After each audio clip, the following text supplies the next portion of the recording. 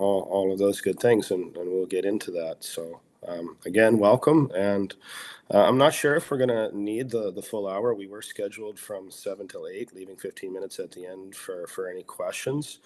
But as we move along, we'll try to have a little bit of interaction. If anybody has any questions, by all means, just put your hand up in the chat, or feel free to interrupt me and ask your question, and I'll do my best to answer it for the group. If you can go to the next slide, Gina. So obviously, we want to thank everybody here for your continued support of BC Marine Trails. Obviously, to be a part of this presentation, you do have to be a member of the organization. So we just certainly thank everybody for your continued support of our association. Right. So a little bit about me. Got a few pictures there. A campsite in the Bunsbees. Paddling out from Tuta Island in the Bunsies, right there in your top right, and doing a little bit of water photography there on your left. So if you can go to the next slide, Gina. So as Gina mentioned earlier, I'm a professional photographer. I've lived here in the Comox Valley for the last 13 years. I've been sea kayaking since 2012. Typically, I'm a solo paddler. And I know a lot of folks are big and into level 1, level 2, and level 3, and various other accreditations. And it's something I do intend to pursue, but for the time being, I just have a lot of experience and lessons learned, which we'll get into a little bit on one of those examples. But typically, I'm a solo paddler, as mentioned, and I just have the Paddle Canada Basic Sea Kayak Skills Accreditation. So just a little quote here at the bottom. I dedicate my efforts towards all those who know what it means and how it feels to paddle through the fog, ride the swell, and land a kayak on a remote shoreline on the west coast of Vancouver Island. And I remember the first time I did that, it was absolutely magical, and I became hooked. And I'll be able to talk here a little bit about some of the various trips that I've been on the next slide. Or the slide after this one. Okay. So, oh, no, go back to that one there, Gina. This it's okay. one?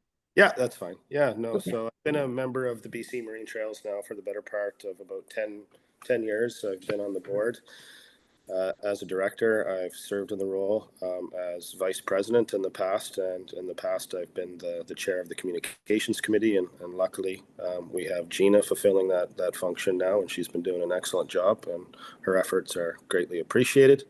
I'm a member of the Sea Kayak Association of BC, as well as a member of the Comox Valley Paddlers, which is essentially my home club here. So some of the places I've paddled in Quatsino Sound, Clayoquot Sound, Deer Group, the Broken Group, Copeland Islands, the Discovery and Penn Islands, New Chatlets, Cayucet Sound, the Bunsbees, and South Brooks, including Johnson Lagoon, which was a pretty amazing experience. Anybody's familiar with South Brooks Peninsula and that lagoon. Brooks Bay, Johnson Strait, and just day paddles here in Comox Harbor, Tree Island, Denman Island, and Hornby Island. And there's been multiple trips to those various locations. So some of my upcoming trips, what I have planned here in the future, maybe not this year, but over the course of the next few years, I certainly want to get up into Guayhanas, North Brooks Peninsula, God's Pocket, the Broughton Archipelago, and Howe Sound. So more to come on those upcoming trips. So I've been able to work with some pretty amazing people with my photography. If we go to the next slide, I've got some logos of the various organizations that I've worked with or collaborated with over the years, and you'll see the center of the screen there.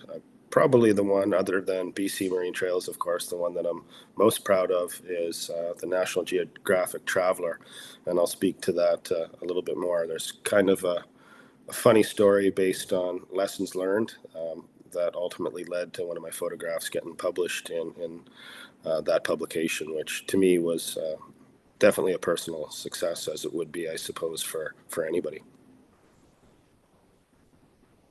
So some sample images. We'll get into some of the images that I've taken over the years. The first one here, if we go back. Sorry, let's go ahead. Why is it doing this? There we go. Okay, great. This is a Kermode bear, also known as a spirit bear. It's also British Columbia's provincial animal. I often find it surprising how few people are aware that that is their provincial animal here in British Columbia. They're not exactly sure, but they estimate that there's only 300 of these bears that exist. For the most part, they're only found on the north coast or the Great Bear Rainforest in our province here in British Columbia. They are a black bear, but they have a recessive gene which makes their fur turn white, and essentially they just haven't fully evolved since the last ice age about 10,000 years ago. So very unique animal. I do know that it is known to be the rarest animal on Earth, and I had the pleasure of getting to see 5 different spirit bears back in 2011 when I went on a private trip with an ecotourism company.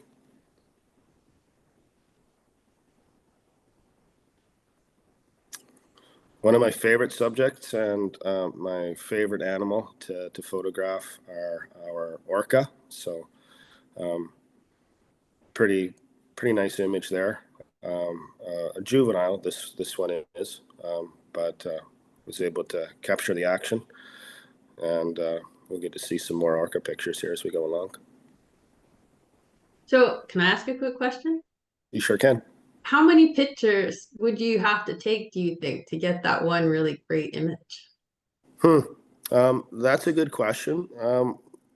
When I'm out on the water and I'm expecting to see orca, I have my camera settings already dialed in at a very fast shutter speed. And it really just depends. Like I'm shooting 6-7 frames a second Oh, at wow. a very high shutter speed, anywhere from 1/5000th of a second or even faster to get that crisp and clear image. And you can see that in the water droplets there to the right of the screen, and you'll see it in other examples here as we go along. But wildlife is hit or miss. I've spent thousands of hours on the water, and sometimes all you see is sea lions. Nothing against sea lions, of course. Then you get breaching humpbacks all day long, and you get multiple pods of orca. So it's hit or miss, but essentially, Gina, you just have to be ready, have your camera settings dialed in, and hope for the best. So like I've gone out before, I've spent a couple hours, and I've taken 20 images, and 15 of them are keepers. Other times I've taken 600 or 700, and I get 3 that I'm happy with. Wow. So the key is to take lots.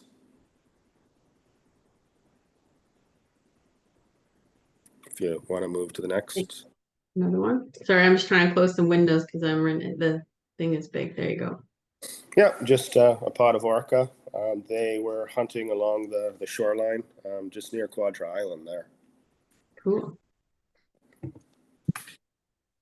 It's really nice when you get the puffs and the contrast against the land.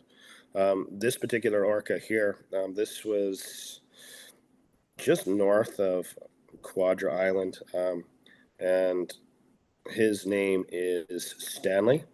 He's famous for coming into the Stanley Park area. He's a big male, if I recall correctly, the better part of 25 feet long. And it's not often that you see those big males breach like that. I was able to get to see it, and it's not the best image. It was from quite a ways out, almost about a kilometer. It's cropped just for the sake of composition, but still a pretty extraordinary picture.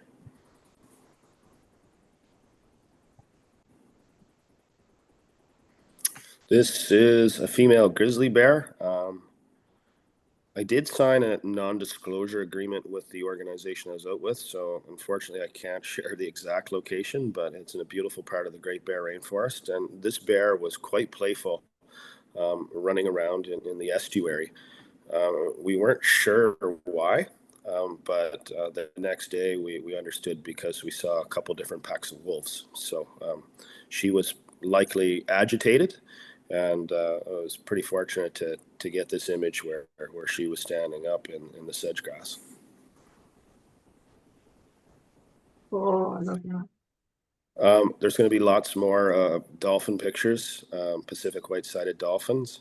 They're not always breaching like this. I've been in schools where there's been a couple hundred, and you literally do not know where to point your camera to get the best shot. So it gets back to your point, Gina, about like just point and shoot and hope for the best, um, because they were all breaching, like literally a school of 200 of them. So this one turned out, and you'll get to see there's some other ones that did as well. Some more orca. Always great when they breach. The thing when they breach, it all happens so fast, but it's almost as if it's slow motion. Like you're hoping for the breach full out of the water to get the image. And when it does happen, and it typically happens multiple times, they'll celebrate after they feed, or when they wake up. So you have to be ready, and it's almost too easy. Again, like you can spend days hoping for it and nothing happens, but when they start to get active, it's really simple. You've got your camera set, ready to go, dialed in, the right settings, and you just shoot away and you get some extraordinary images. This is the first orca that I ever saw, actually. July 25th, 2018, right here in Comox Harbor. It's T073B. He's a big male orca, about 26, 27 foot long. If you recall back, it made, I believe, international news. This particular orca broke away from his pod and came into Comox Harbor and stayed in the harbor for almost 3 weeks, chasing harbor seals and playing with people's boats and so it was a pretty extraordinary experience to get out on the water and paddle with him and just to get to experience his greatness. And there he is. He's just finishing a breach and going down.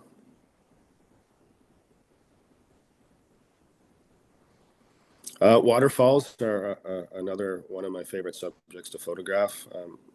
We'll get into like some of the settings and whatnot to best capture waterfalls, slow shutter speeds, and neutral density and circular polarizing filters and whatnot, tripods, etc. But in a coastal environment, depending where you're at, there's lots of rivers and waterfalls, so definitely something to take advantage of.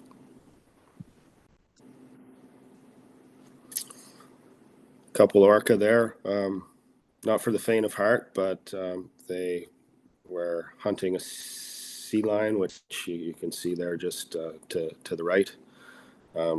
Often I've experienced this, where if there's young juveniles with the pod, they will play with their food essentially and teach the young ones, for lack of a better way of putting it, how to finish it off. So it's certainly nature not at its finest, but it's the natural course of events, the chain of events that happens, and it's interesting to observe for sure.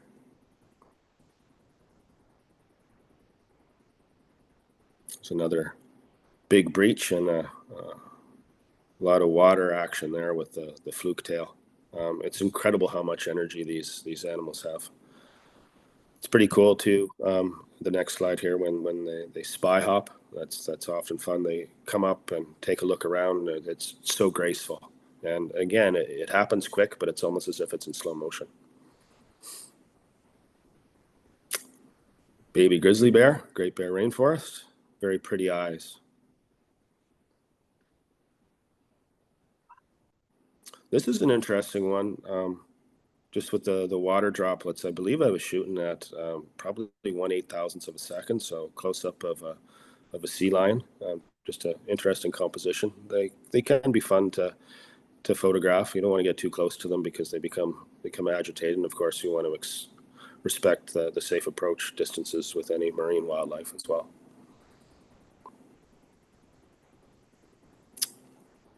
Gobbling down some salmon. Pretty neat action picture there. Again, importance of high shutter speed because that was all happening really, really fast up around Stewart Island in the discoveries. This was here in Comox Harbor, actually, just a harbor seal that was actually trying to stay away from that big lone male orca that came in here that I spoke about a few minutes ago. Another Pacific white-sided dolphin.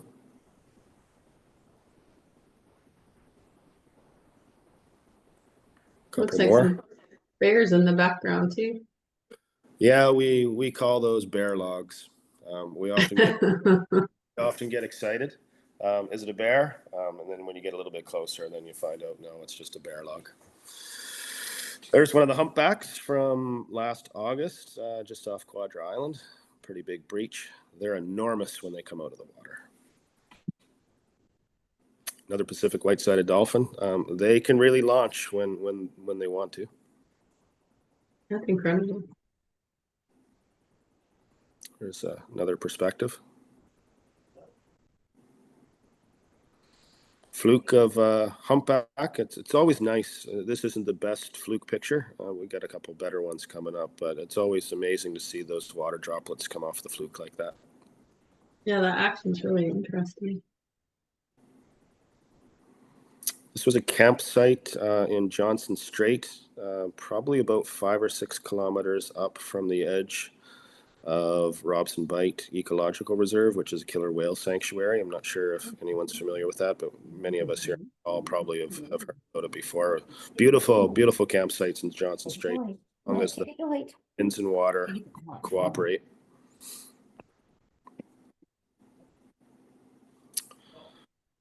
I'd like to get more of these. A front perspective of a breaching orca. I'm continuously trying to get that wow picture with orca, and I've gotten a few, but it's one of those things that you're never completely satisfied in. You always want to beat your last best picture. So this is one of the better ones to get that front perspective. So I'm pretty happy with it. Some more humpback flukes. Again, the water droplets coming off the fluke always is nice to see. There's a better perspective of that. The droplets coming off as he or she is going down. You need the sun to be in a particular angle to make those It's always really best stand out like that. Yeah, it's always best if you have the sun, depending, but if you have it in the background, it adds a lot better contrast. You don't want to be shooting into the sun, but I have done that before with some wildlife pictures, and the contrast is actually, it's interesting. So unfortunately, like in a marine environment such as this, like you can try to position yourself as best as you can, but the wildlife is going to do what it's going to do. And so you just have to hope that you're in the right place at the right time. Sometimes you are, sometimes you're not. In this case, I was. Cool. Black bear, again, the Great Bear Rainforest to get some bugs. There were a lot of bugs that day. He got some bugs floating around his head, but he's enjoying a delicious salmon from the river. Another breaching orca. Really like the exhale here. Just kind of adds to the mood. Again, same sort of thing there. The rest of the pod following that one that we just saw. Cute little river otter. He or she posed for us in some pretty unique ways, but this one I liked. He or she was quite curious. We are in a very, very remote area of the Great Bear Rainforest. It's a big one. Yeah. Lazy sea lion, having a nap in the sun. Yeah, you get a lot of those up in Comox, I guess, eh? Yeah, for sure. Their facial expressions are always quite interesting. It looks like he almost has his tongue out. Almost, yeah. That's incredible. Yep, bald eagle just captured a hake. There's an area just off Stewart Island where the tide comes in, Aaron Rapids, and I forget the name of the other rapids, but like it comes in with such force that it pushes all the bottom feeding hake to the surface, and they essentially suffer a decompression sickness, and they're just laying on the surface. And hundreds of these eagles are up in the tree, and it's just a frenzy. It's quite a spectacle to observe. And again, it's one of those things where you just don't know where to point your camera. You just shoot and hope for the best. I think the last time I was up there, I took 1,000 pictures, and again, to your question, Gina, there was probably about 20 that worked out, but just point and shoot and go for that wow image. Like that. There you go. Yep, Pacific white-sided dolphins. Bunch of sea lions. This is Norris Rocks, just off of Hornby Island. Another bald eagle.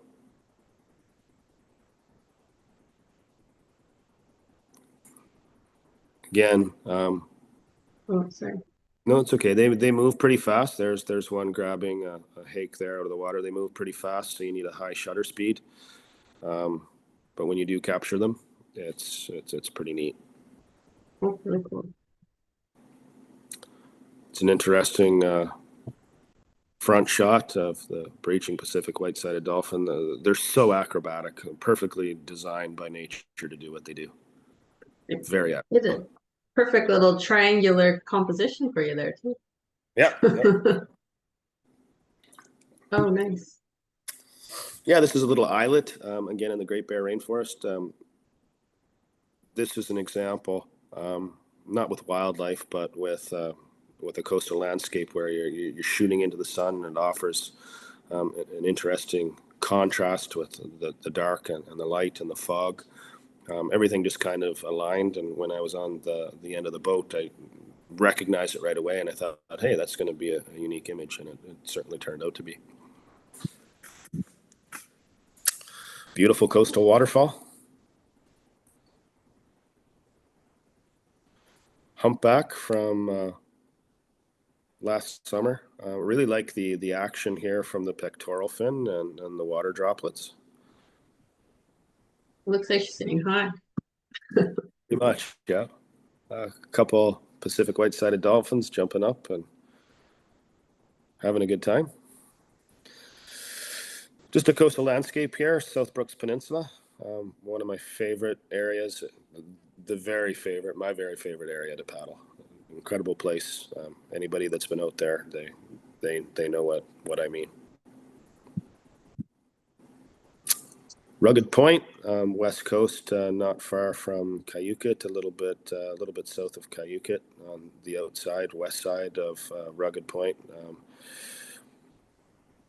When I arrived here, this was all covered in fog, and it looked nice, but it wasn't extraordinary. And as I waited on the beach, the fog started to break, and it was just like definitely a wow factor of what was in front of me. So I was glad to be able to capture that. Martin, I think you said you're gonna talk about your cameras and stuff later. Is that right? There's a question about what kind of camera you use in the chat. You betcha, yeah. We'll get to that.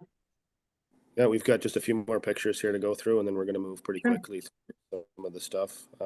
Here's a wide-angle shot, Mystic Beach, down not far from Souk. It's a beautiful spot. The falls coming down in the ocean. There's me paddling with Orca in Johnson Strait. I didn't approach them. I just happened to be sitting out in my kayak, and out they came, and they visited me, and I just sat there and enjoyed the moment. It's pretty surreal to be on the water in a kayak. Nice sunset down by Bamfield, Brady's Beach. There's a good fluke from Peggy, the whale. She's previously undocumented in our waters, and I worked with MERS, which is the Marine Education Research Society, and was able to name her for their catalogs, because this is the first photograph of the undocumented animal in our waters. So that was pretty fun to be able to do and participate in last year. And this is the picture that I had featured in National Geographic Traveler UK, courtesy of David Pinnell from West Coast Expeditions.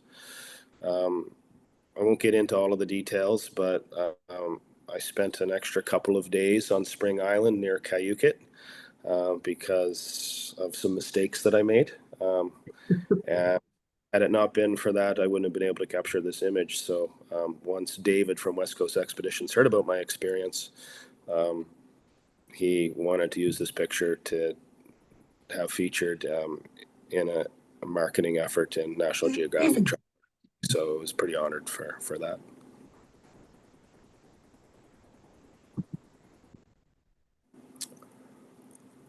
Coastal wolf, beautiful animals if you're ever fortunate enough to see them. And coastal landscape in Johnson Strait, not far from where I was camped. Crashing waves, that's okay. Crashing waves and you keel it. Very interesting composition during storm season there. Had some good light, some good backlight to really show that contrast, and big waves in the background. Nice area off the Stud Islets near Brownfield. Love those little outcrops and whatnot. They're quite nice to photograph. There's me in front of my favorite place in the world, South Brooks Peninsula. Friend of mine took this picture. It was my first time visiting, so I was pretty excited and wanted to get my picture in front of the big peninsula. So we'll get into the second part of the presentation. I hope everybody enjoyed the pictures that we just talked about.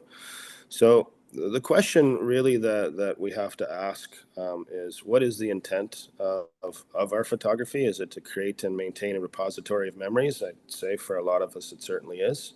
Is the idea to share pictures online via email, blog, social media, etc.? Is it for prints, fine art, or portraits? And again, perhaps it's all of the above. To have all of those options, I think would fit most everybody's purpose. Also, why was the on my speakers? Oh, then why don't we do it on my machine? You can go along, Gina. Yeah. So the great debate, some things to consider. So we've got a whole bunch of lenses here and camera bodies. So we have those. And then, of course, we have our personal devices, our phones, be it iPhones or Samsungs or what have you. So there's lots of things to consider with both. So if we can move to the next slide, Gina, we'll talk a little bit about that.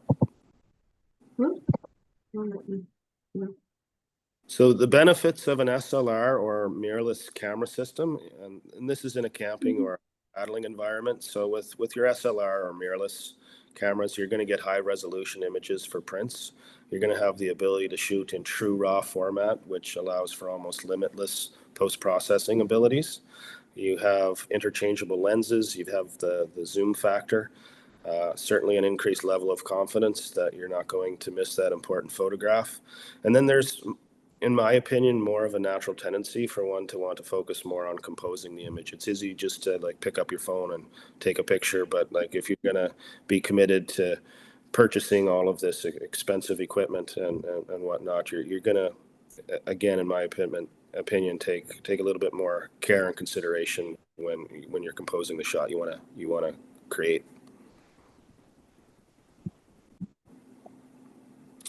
So some of the disadvantages of an SLR or mirrorless camera: space. The stuff is heavy and it can take up a lot of room. And there's the inability to post-process in most cases in real time and share those images with others. I know we live in a world now where we want to express what we're doing and then showcase it, and we want to do that. A lot of us want to do that right away.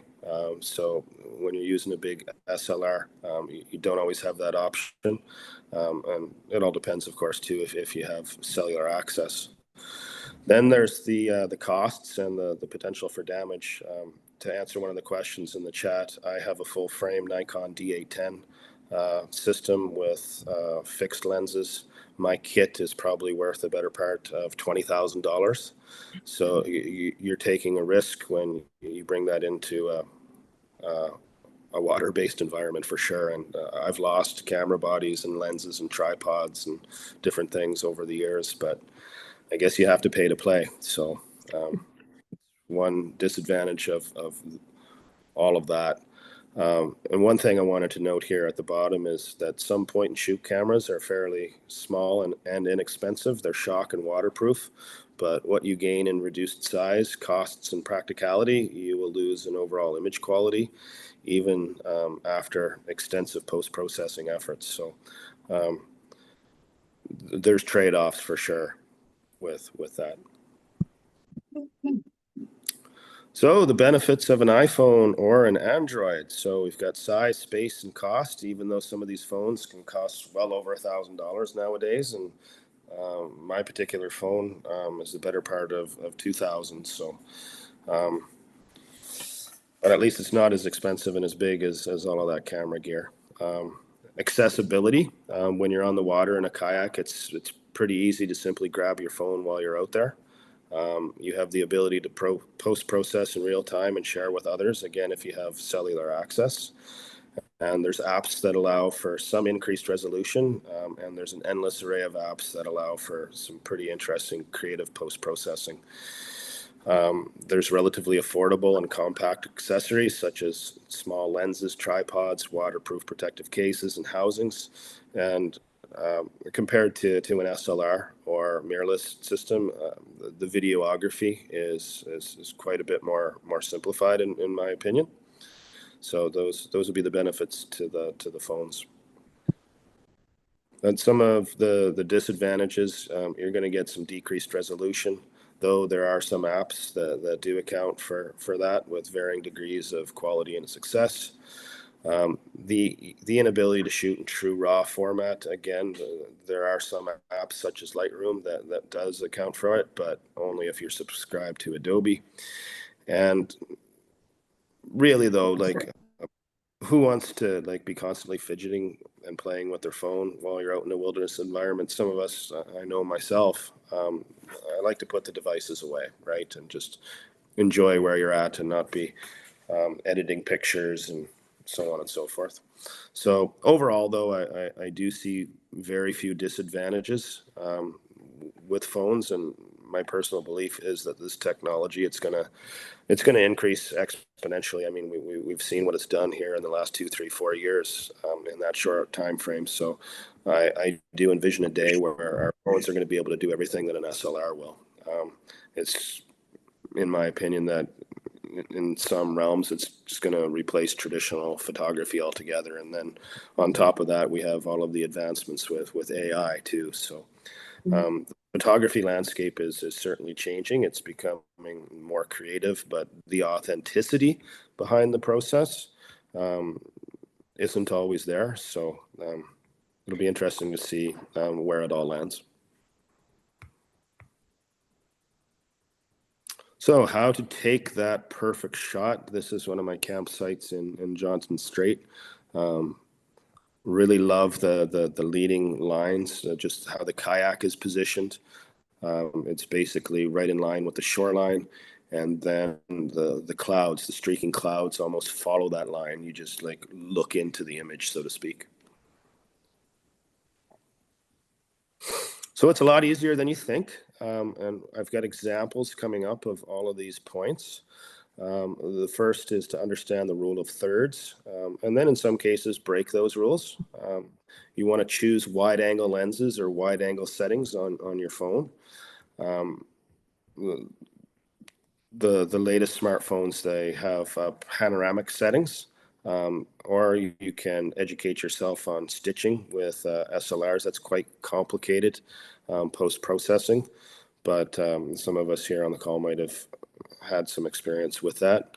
It's important to get low or get up high. You want to over embellish by composing for the skies or even the foreground.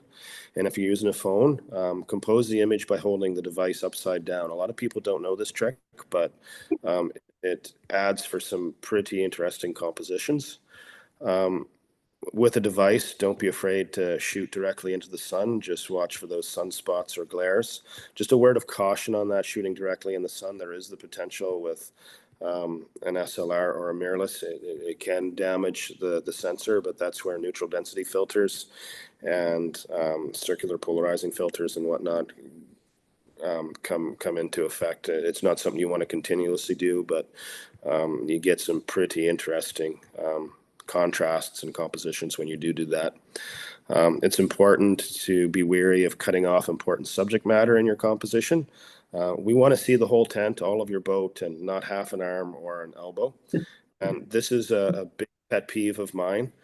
I see people post and share these otherwise wonderful images, but the horizons, they're not straight.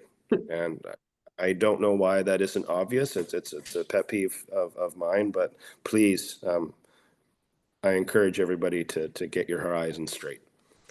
And lastly here, keep trying to get that wow imaged and just don't settle.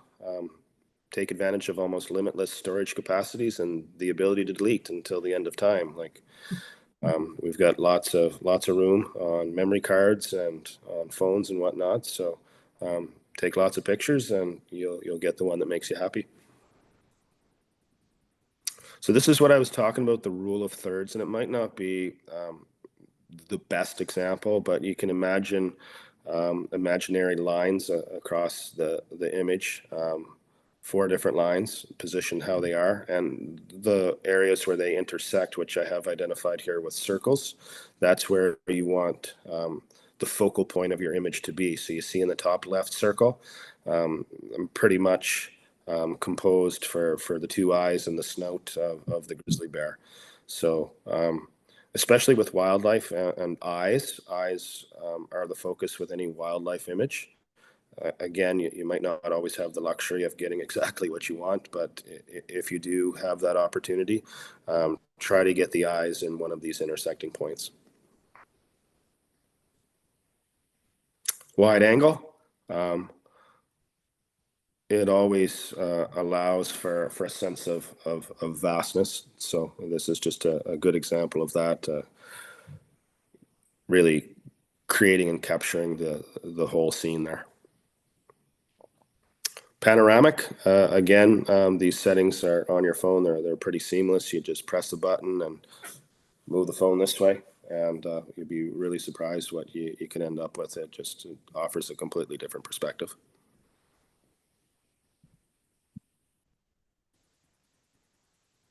Get up high. This is in the Copeland Islands, just up from Powell River, a beautiful campsite in those islands. Explored a little bit around it and got up on the bluff and was able to get this wide angle perspective by getting up high and really showing the vastness of the area.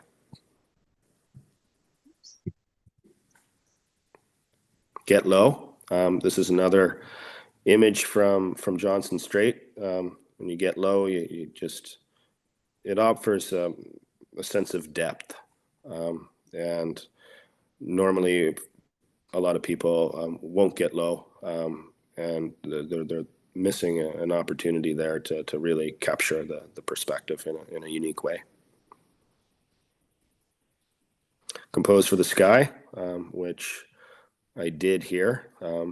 Luckily, I had the clouds to help me along, the reflection against the water, again, the position of the kayak with the edge of the shoreline there. It just really, again, allows for that depth and wow factor.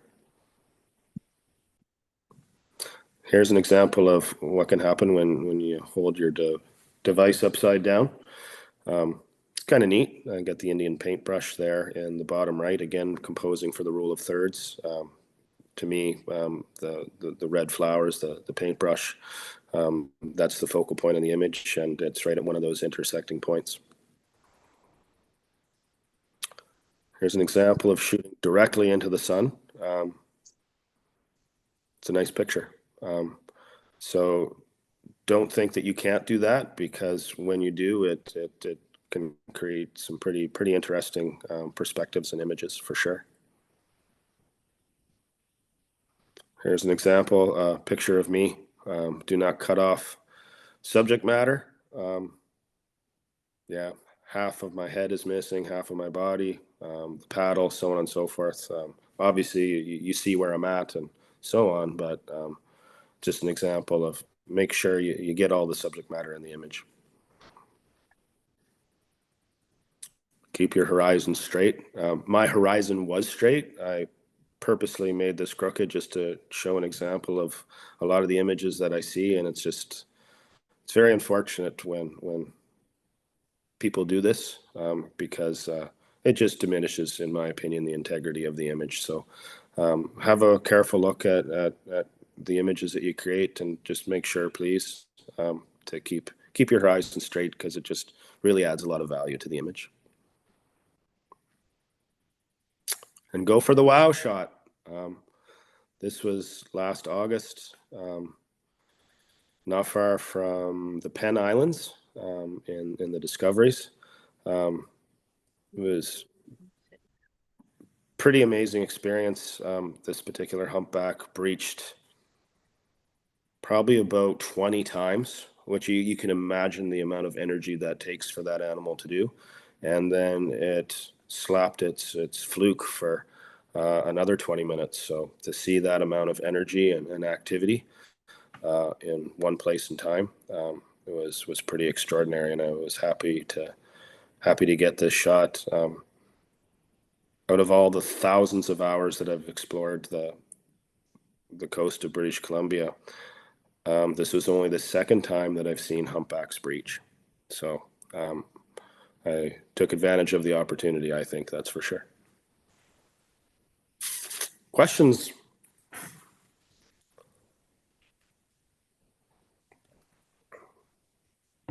I have a question. How do you manage to keep all of your thousands of dollars of equipment safe shooting from your kayak? Yeah, I haven't always been successful at that.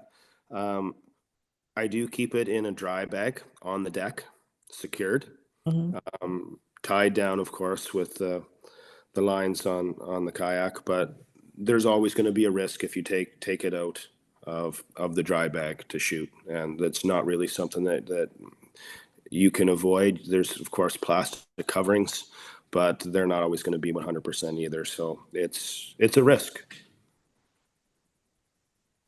And there are waterproof housings and whatnot that you can get into. I haven't really looked into it that much, but that is an option as well. Is there any kind of protection that you put in there in the dry bag, or is it just kind of loose inside? I leave it loose inside, but you could like bubble wrap it up or what have you, or put in a towel. There's all kinds of options. Yeah. Again, it's gonna be a risk that you have to be willing to take. Some people will be comfortable with that, other people won't be. Like one example, I had a little puddle of water on the front of my spray skirt. It was like literally 2 teaspoons, nothing more. And I was shooting this eagle by Norris Rocks, just off of Hornby. And not thinking, I set my camera down in the spray skirt and picked it up and continued shooting, and then it just turned off. And essentially my camera body was destroyed just from that little amount. Somehow it got inside of the camera and fried up everything, and it's just what happened. Have good insurance. I do. There's a question in the chat asking about a photo editing or enhancing program app. Any that you use, especially if they're- Yeah, that was me, because I know years ago we had one where you could put your photos and change, I don't know, hues and shades and things and make them crisper. Do you have any suggestions? Yeah, some of the built-in, and thanks for the question, Jennifer. Some of the built-in software in phones now are fantastic for that, but I was thinking more about when I have a one of these little Lumix things. Yeah. And I was thinking more about when I get home and I put the pictures up on my computer to play around with them. Yeah, 100% Adobe Lightroom. It's Adobe very- Lightroom? Okay. it's user friendly. There's lots of online tutorials. You can learn it in an hour. What you can do in Lightroom is incredible. You can change exposure, shadows.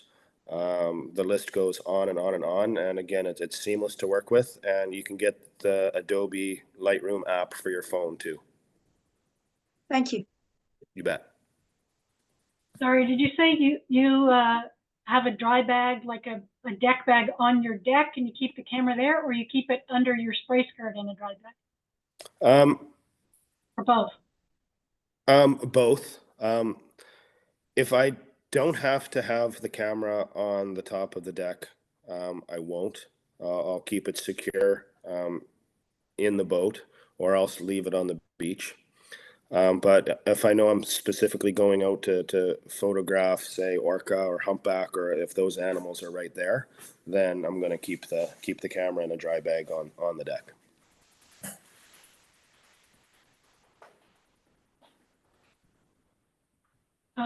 Somebody had the same question I had, so I'll just butt in and read Tamara's question. To have the kind of distance protection from the animals, you must have a pretty powerful zoom lens. I sure do, yes. And that's something that I'm steadfast about, is respecting those safe approach distances. I do have a 500 millimeter fixed lens.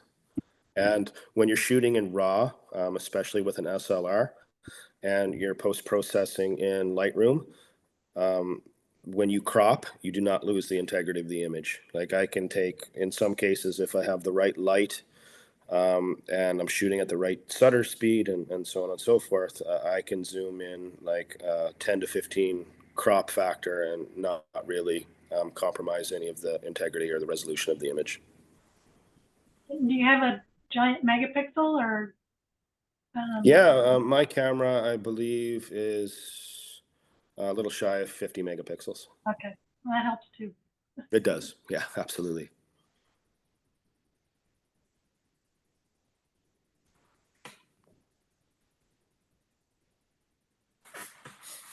Any other questions? Somebody asked, I have the same question too, so again, I'm going to butt in. How do you keep the water off your lens? You have a little cloth. Typically, I don't get the lens wet. With my particular camera and the lenses, they say that the coverings and the housing with the camera and the lens are waterproof.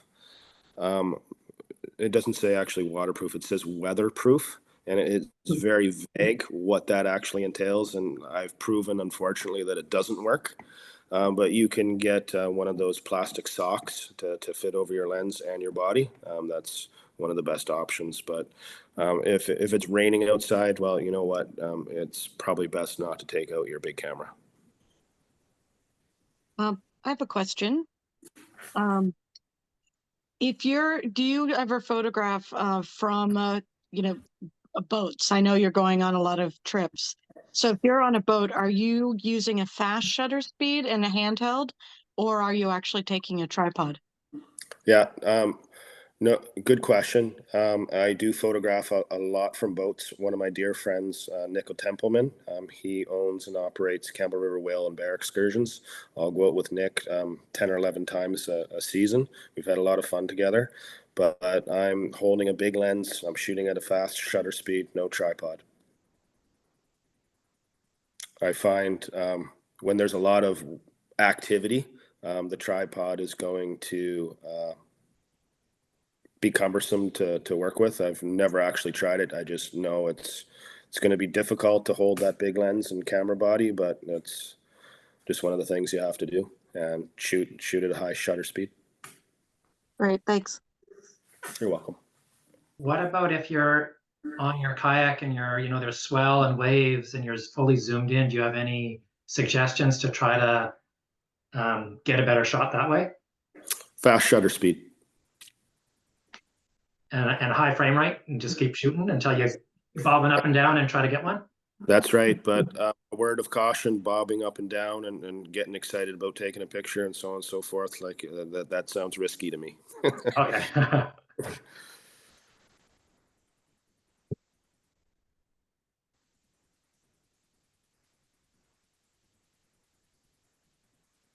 So I have another question. I have a photo excursion in the Great Bear Rainforest. It's been on my wish list for many years now.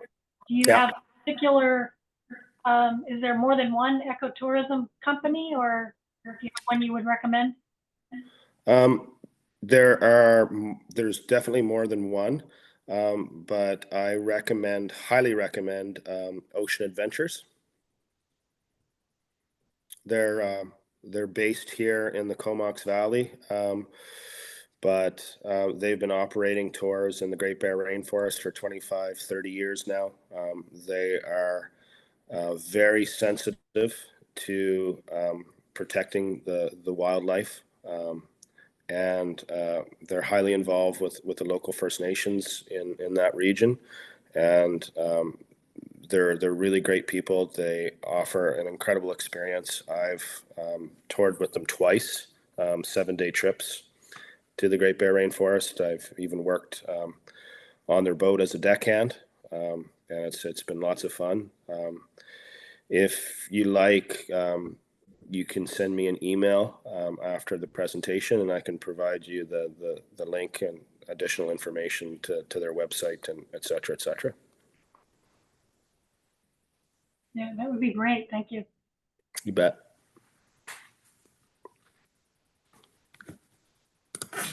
I'll put my email address now in the chat.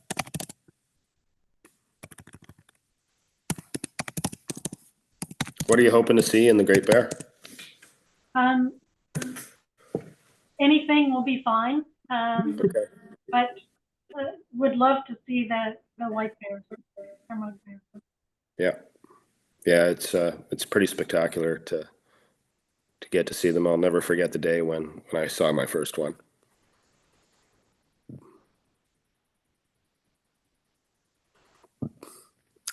So the question here in the chat is, do you ever use two cameras, one with your fixed 500 and one with a shorter or smaller zoom lens? No, I don't, but what I do have as well is I have a 200 to 500 lens that allows for those different focal ranges. But if I'm going for quality, which I hope to, the fixed 500, sometimes the wildlife isn't always going to cooperate with you, and it's just unfortunate where you get a little bit more ability with that 200 to 500, 200 to 500 lens. So yeah, don't really want to be taking two cameras with me out on the boat or in the kayak. I want to try to keep it as compact as possible. So you make your decision before you leave, and that's what you got to stick with.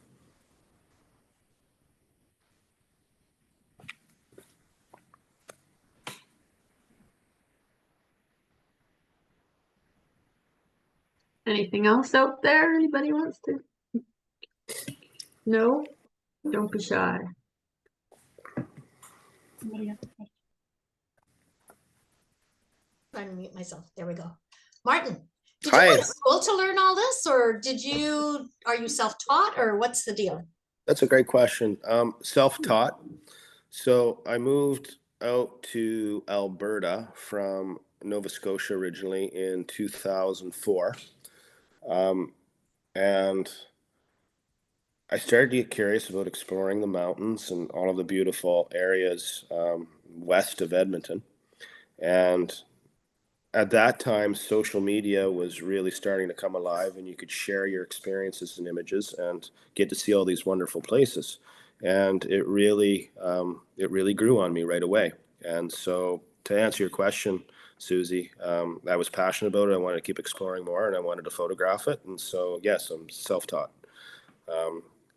Lots of books that I've read, lots of trial and error, exploring my own individual creativity, and online tutorials, which I highly recommend. There's endless variety of people and stuff online now where you can learn from. So yeah, self-taught. I've thought or considered like taking a more traditional or I guess formal approach to it, but I've seen in a lot of areas of my life how sometimes that diminishes one's creative thinking, and so I didn't want to have that interfered with. I just decided, you know what, I'm going to do this my own way and figure it out on my own.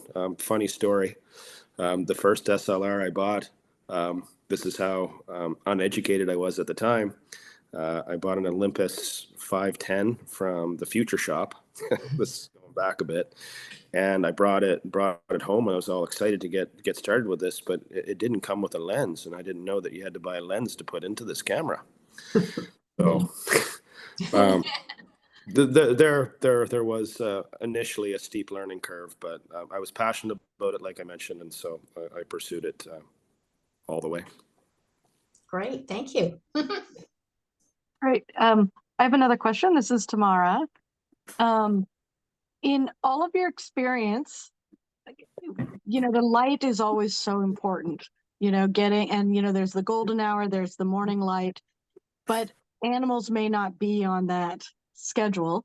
What are you finding for kind of the rule of thumb? Like, when do you normally try to go out to shoot different types of animals to be able to use the light to your advantage, but yet knowing when they're coming out?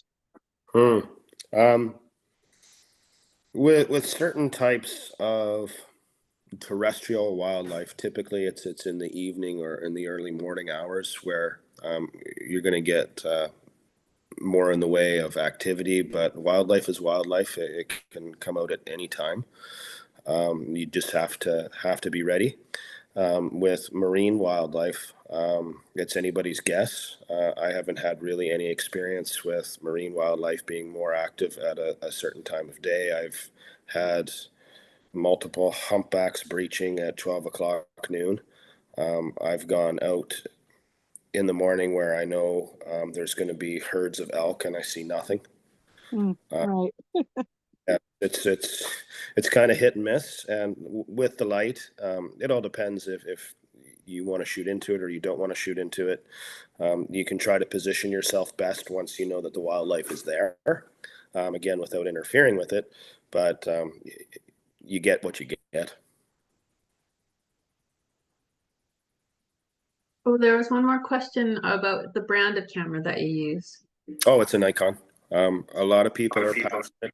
Nikon versus Canon. It's kind of like iPhone versus Android, but I've always shot with Nikon. I find the camera's very user friendly and intuitive. I know that Canon is as well, but yeah, Nikon is my pick. So after I evolved from my Olympus system and got into the full frame Nikon stuff, that's what I've stuck with. But I mean, it's just personal preference. Canon is definitely high quality, and so is Nikon. And there's other brands out there as well. Some of the very high end stuff, Leica or Leica, I believe it is. You're getting into like stuff that's valued at $100,000 or more. But yeah, Nikon is my brand.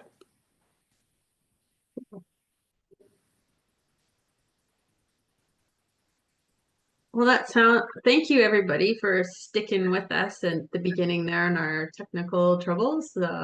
One thing about being a nonprofit, we don't get to pay anybody to be IT, so we figured it out. So thanks for your patience, and I hope you all really enjoyed that. We did record it so that we can put it on our YouTube channel. If there's anything that you've forgotten or want to go back and check, it'll take a couple days, but we'll try and get that up there shortly. Yeah, unless there's one last question, if anybody wants. And Martin, anything else you want to add? No, I just want to thank you, Gina, for your help, and I just want to thank everybody for attending. And I put my email address in the chat if anybody has any questions that come to mind, or you want some insight over something, or want to know about some of the areas that I've been and whatnot. feel free to ask me. Thanks so much. Thank you. It's really inspiring to see those incredible photos. It's a lot of hours, patience, I know. Thank you. All worth it. Thank you. Thanks, everyone. Thank Yeah, you. really impressive. I have looked at your website, Martin, but I don't know. I think these ones were better. I don't know if they're all on there, but the order you put them in is really great. Yeah, they're all arranged on my website based on wildlife, landscapes, and waterscapes, and essentially they're arranged sequentially. So we're going back from 2006 to the present, and I like arranging them that way because it shows my improvement over time, or at least I think. Was that were they all the ones you showed us tonight? Are they on your website? Not all of them, but several of them. Yeah, I felt like there was some that I hadn't seen because I've gone through that a few. When I'm looking for photos, you know, for the other things for social media, I'll always go steal from your website with your permission. Yeah, I just put the URL to my website in the chat as well. That's great. Cool. All right.